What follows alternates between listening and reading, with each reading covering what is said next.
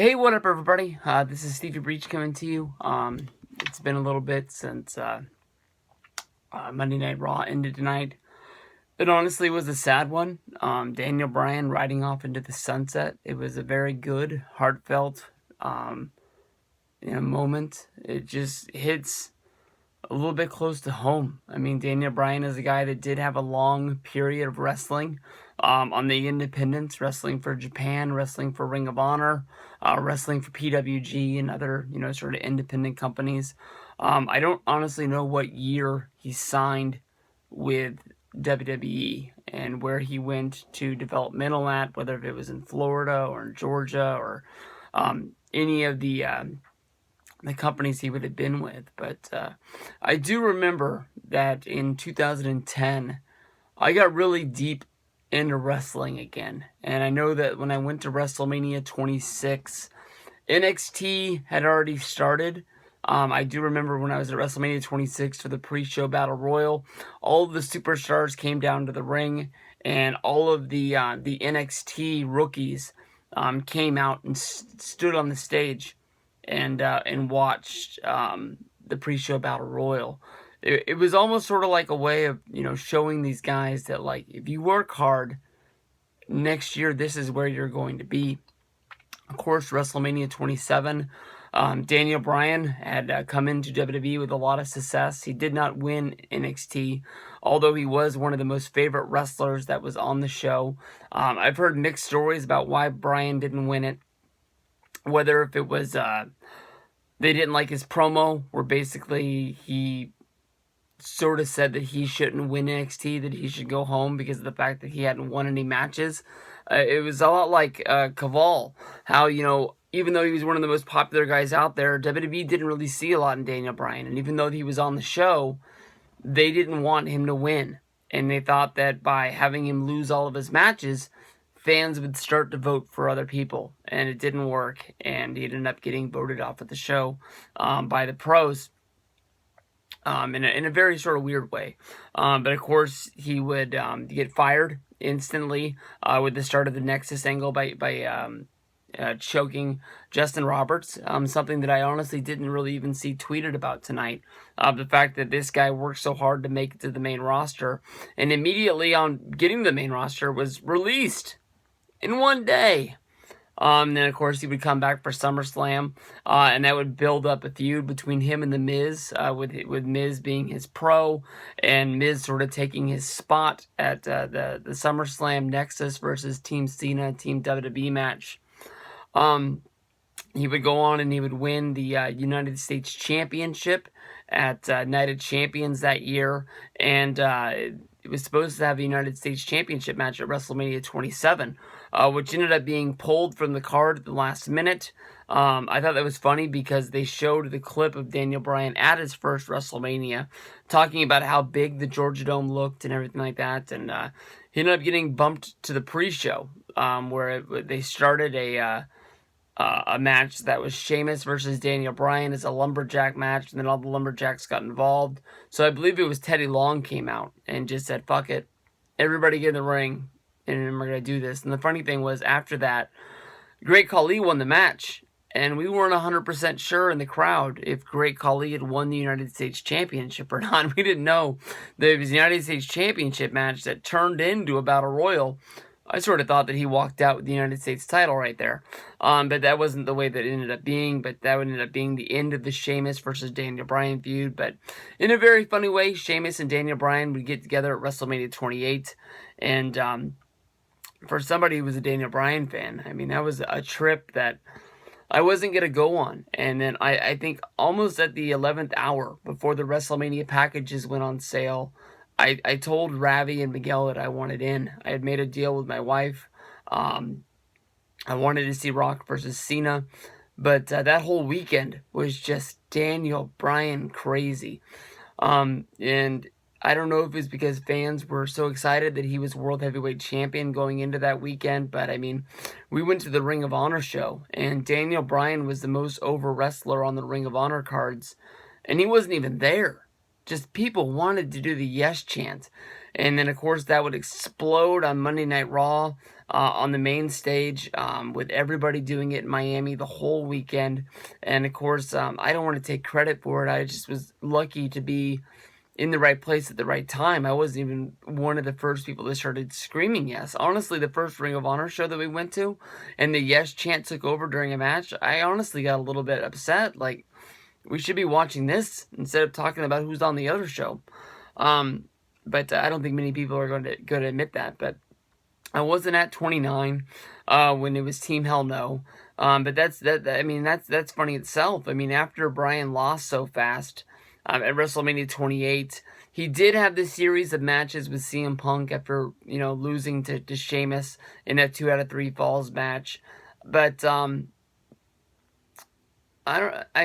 almost thought the Team Hell No was supposed to sink Daniel Bryan as well, and it just kept on evolving to the point where they had to put him in the title match at WrestleMania 30, and just being able to be a part of that was just the most magical, one of the best wrestling moments that I've ever been a part of. I mean, when Bryan beat Triple H, there was a part of me that knew going into that weekend he was going to win, at least that match.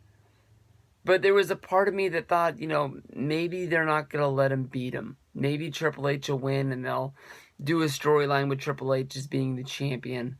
Because he had stood up to Orton and Batista and said that, you guys keep bickering like kids, and here we are handing you everything on a silver platter. All you have to do is beat this one guy. And if you can't do it, I'm going to do it. And when Bryan won that opening match against Triple H, they might as well have handed him the WWE Championship right there, because I don't know about everybody that was there in New Orleans, but I knew that he had won. I knew he was being champion. And when he did get the win, I immediately, jumped up and cheered, just like everybody else. And I grabbed my friend Justin. I gave him the hugest hug. I turned to Miguel. I gave him the hugest hug. I was just glad that, I was there. And I had friends that were, there with me. And I don't know, man. It's weird. I mean, I talked about this in a video about King Griffey Jr. going into the Baseball Hall of Fame. He's sort of like the first guy that I watched his whole career. When he came on the scene in 1989, it was almost like people were saying he was going to be the Michael Jordan of baseball. Watch this guy. You got to look out for him. Of course, everybody knows the gimmick of the 89 Upper Deck card and everything like that. But, when Griffey retired and he got put in the Hall of Fame, I was never the biggest Mariner fan, but I was a baseball fan. And, King Griffey Jr. was baseball. Peyton Manning just won the Super Bowl this weekend with the Denver Broncos, and a lot of people are saying that he's going to ride off into the sunset. Everybody in the world has said that he's retiring except for him. And I honestly think that he is going to retire. There's nothing else for this guy to prove. There's no guarantee that the Broncos are going to be the best team in the league next year. It's not like, stick around Peyton and win one more. The Broncos have a quarterback that they're probably ready to hand the ball to, and Brock Osweiler. And, Peyton doesn't need to get hit no more. He's got enough money, and he's ready to ride off into the sunset. And that's a guy that I started watching in college when he was in the SEC, and he played for the Tennessee Volunteers. My favorite, college team. A lot of people remember when I started making videos on YouTube, I always wore the orange Volunteers hat. And, even though he went to go play for the Colts, he was the sort of like the one guy that I kept cheering for. And now his career's over, and here's Daniel Bryan. I mean, when he was in NXT, and people kept telling me, I'd started making videos on YouTube and watching a lot of videos. People talking about Daniel Bryan and what he did in ROH and what he did in Japan and how special this guy was. And so many people were talking about this guy. I had to know what was going on. I went to a DVD tape trading collector site that I'm a member at. And I hadn't been on there in a long time, but I found an 18-disc Best of Daniel Bryan. And I bought that. I watched those matches. and just realized how special this guy is and why so many people like him. And through all of those matches, there was a period when he wrestled as a heel, when he didn't have any hair, like the ROH. It's out of print now, but I think it's called Bryan Danielson Best in the World. When he wrestled as a heel, and you don't really see it there, but I mean, like in matches when he wrestled as a babyface, he's a guy that smiled during his matches, before, during, and after. And you really could tell that he loved wrestling. Wrestling was something that was his goal. That he wanted to do this, and he achieved it. And not only that, he became one of the best there's ever been. People are always going to be bigger names than Daniel Bryan. Your Ultimate Warriors, your Hulk Hogan's. You're bigger than, larger than life guys. Daniel Bryan is a normal dude, a little bit small to normally be a main event guy in WWE, but his wrestling ability pushed him above everyone else. And he didn't always get his way.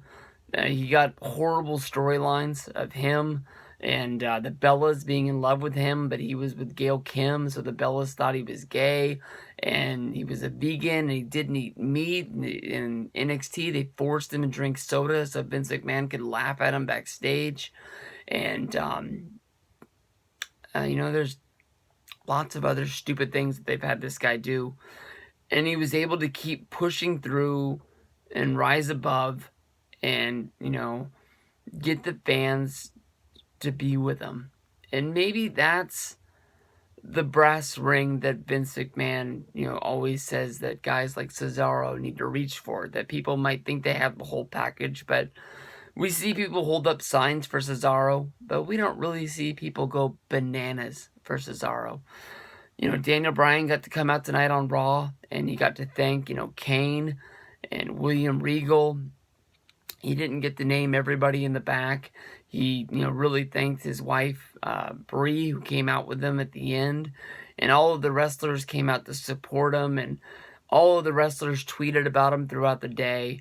And, you could tell some of them, WWE probably texted him or something saying, please say something nice about Daniel Bryan. But the guys like Sami Zayn, the guys like Kevin Owens, those, you could tell that there was a real meaning behind them, and they meant something.